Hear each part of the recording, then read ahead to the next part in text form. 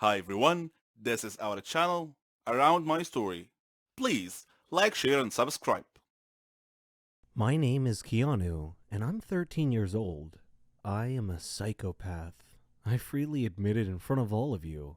I attribute my sickness solely to my father, because any story about a cruel father pales in comparison to my father.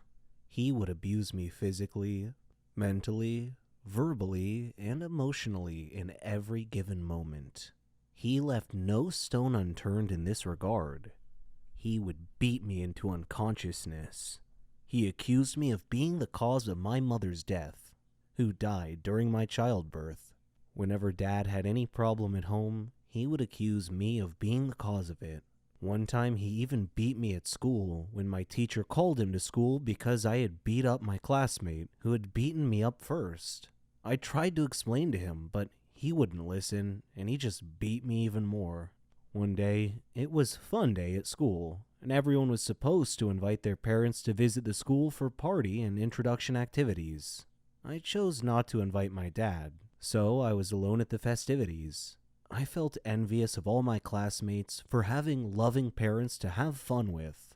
My teacher noticed me alone, came over and offered to be my parent for the day. I was so happy. We had great fun together. Miss Linda had lost both her husband and her son in a plane crash, only she had survived. After Fun Day had passed, Miss Linda showed more interest in me. She would bring me sandwiches and spend time with me during breaks. I thought of her as my mom. When I succeeded in my final exams, she hugged me with tears of joy. I unconsciously said, "Thanks, Mom." I went home happy that day, but had to face my dad again. He asked me why I was late coming home, and I told him about having to pass my final exams. He didn't believe me, though, and asked me to show him proof. Unfortunately, I had none, so he began kicking and punching me. There was a knock on the door. He tried to block me from opening the door, but I managed to open it. Miss Linda was standing there. She glanced at my bruises and bloody face and moved between me and my dad to protect me from further abuse. Dad snarled and threatened her with a beating if she didn't leave immediately. But she hit him in the eyes with a blast of mace or pepper spray, and he went down to the floor in extreme discomfort, grabbing at his eyes. Miss Linda called the police, told them about Dad's child abusive nature, and had him arrested. Now I live with Miss Linda as my new mom. Dad is in prison, where I hope he stays till he dies or rots. Either outcome is okay with me. Hey, my name is Rachel. In high school, the homecoming dance was coming up. I happened to confide that I had a crush on a popular guy to another girl in my class. Unbeknownst to me, they were very, very good friends, and this girl offered to put in a good word for me. The next day, she told me my crush would totally say yes if I asked him. So, in between periods, I found my crush in the hallway, asked him to the homecoming dance, and he said yes. Well, homecoming is on Saturday. Today is Thursday. My crush, his friend, and we went to lunch together, and I offered to pay in the hopes that this will make them like me even more. And yes, I was that bad. They tell me they want 2 bags of chips, burgers, fries, and 2 small cartons of chocolate milk. No problem. I go to the cafeteria and get those items like a boss. For some reason, I decided to jog over to them, even though that really only shaves off 10 minutes from my trip, but I still did it. I had 2 bags of chips in my mouth, one in my hand with a burger and fries, the other hand with 2 cartons of chocolate milk. They are sitting in the common area. The common area is carpeted, parallel to the cafeteria, which had a tile floor. These rooms are separated by a relatively small metal line on the floor, and as I meet that line, my left foot catches on the metal. No problem, I have another foot. I will just swing that foot forward real quick and save this. But no, the other foot also catches.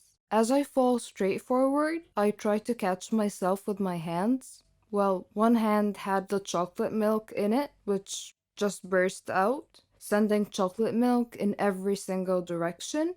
My other hand didn't help me either. It slipped on the burger in the bag and the fries go all over the place. The last thing to break my fall was actually my own face. The face with 2 bags of potato chips in my mouth.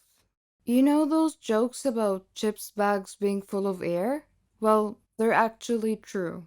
As my face collided with the ground, both the bags of chips exploded at the same exact time and it sounded like a gunshot. Somehow one of my shoes just flew off. I tried to melt into the ground and fade out of existence for a moment, and this happened at the meeting point of the common room and the cafeteria. So everyone in both rooms either saw or heard this fiasco and looked over. About 100 students. It's deadly silent for a couple of seconds and then comes the laughter. And dear God, the laughter. It was like a jet engine. Every person there was laughing the hardest they have ever laughed in their whole lives. I even saw the janitor doubled over laughing, bracing himself with a mop handle. A teacher was trying to walk over to help me, but she stopped every couple of feet to use her whole body to laugh at me. All of this happens not 10 feet away from the table in which my crush and his friends were sitting. Everyone is having a great laugh, but my crush has the greatest laugh of all. He has fallen to the ground, with one hand bracing himself on his knees. The other hand is clutched at his ribs as he laughs so hard that no sound comes out. He was wheezing like a dolphin. There is no recovery from this. I walked to the bathroom to clean myself up. The teacher could only manage to hand me my shoe along the way and continue laughing. In the bathroom, the laughter did not die at all for what seemed like a lifetime. When the bell rang, I was still in the bathroom and people were still laughing. While I spent the whole day wallowing in easily the most embarrassing moment of my life, I thought, well, maybe I'm just a funny girl and he will like it. The next morning, I see my crush before class and he walks up to me and he says, "So homecoming is tomorrow." Eager not to speak about the shit show that happened yesterday, I just excitedly said, yes, it is." And then he delivers a crisp and says, so this girl that I actually like asked me to go to the dance with her, so I think I'm gonna go. To which I replied, yeah, that makes sense. I totally did not go in the bathroom and cry after that. Anyways, my crush said he will go to homecoming with me. The day before, I tripped with his lunch and face planted into a pool of random ingredients in front of the entire class. My crush did not go to the homecoming dance with me. I adore detective adventures and solving puzzles that others can't. I'm crazy about this. I love challenges and mysteries. I'm Ramon. But my father's nickname for me is Megamind. I'm 14 years old, and I'm typically ranked number 1 in my class every year.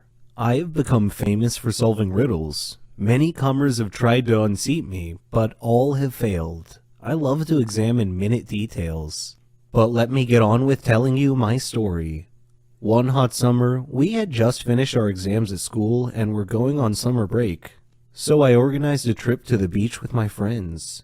Beach weather is amazing. Clear skies, cool ocean breezes, sand, and sun. Just amazing. One day, before my beach trip, my mother handed me a letter from my grandmother. I was surprised and thought it was a little weird because Granny owned a hotel in the surrounding area nearby. It had wonderful views all around it. I had opened the letter, which read, "Dear Ramon, how are you? I hope you're enjoying your summer break. Would you mind spending a couple of days with me? I have a serious matter that I would like to discuss with you. Granny." Initially, I thought that it was probably some silly matter, but then my inner voice told me that it might be important. I was conflicted between going on my beach trip or visiting my granny. I decided to visit Granny first. She was family after all, so off I went. Though my grandmother lived in a beautiful area, the closer I got to the hotel, the more my inner voice was nagging me. When I arrived at the hotel, Granny was waiting for me. She smiled and hugged me. I had missed her so much. She had company. Raul, her maintenance man, and Malika, her housekeeper and assistant.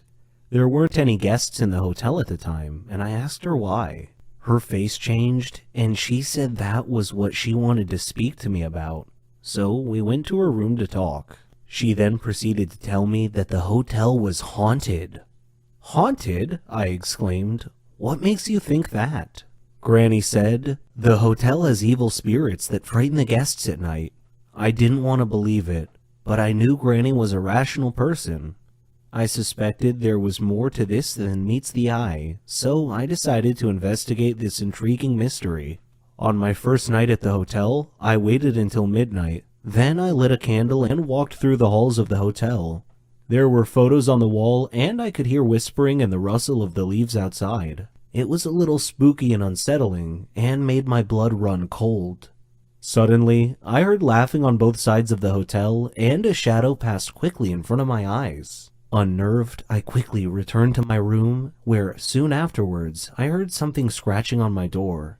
I kept thinking to myself, I am not afraid. I am not afraid. Then the door became